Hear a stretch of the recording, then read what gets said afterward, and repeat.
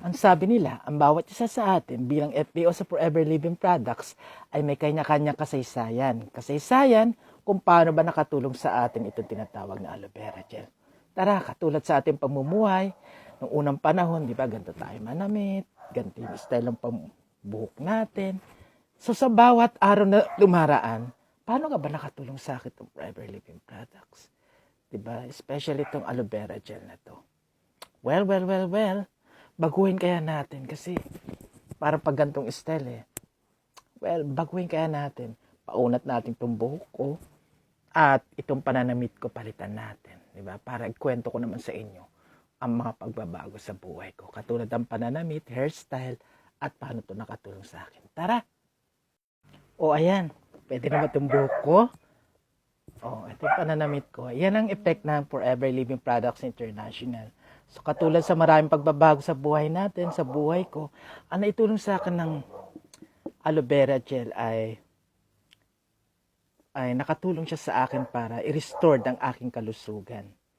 Nagkasakit ako noon at ito ang nakatulong talaga sa akin. Aside from natutulang ko dun sa seminar, sa paggamit, sabi nga, be a product of your own product. At yun nga, natulungan talaga ako nito. Again, disclaimer, wala pong, ang tawag dyan, no therapeutic claim po ang aming mga products.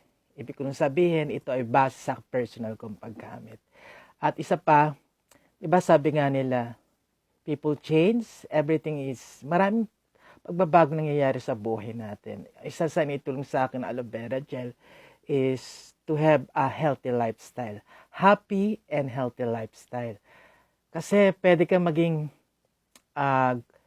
healthy lifestyle pero hindi ka naman happy. Pero sa Forever Living Products, package niyan, magiging happy ka na at magiging okay pa, healthy lifestyle ka at kikita ka pa. O, ano pang gusto nyong hanapin? So, yun talaga yung big changes na itulong sa akin ng Forever Living Products.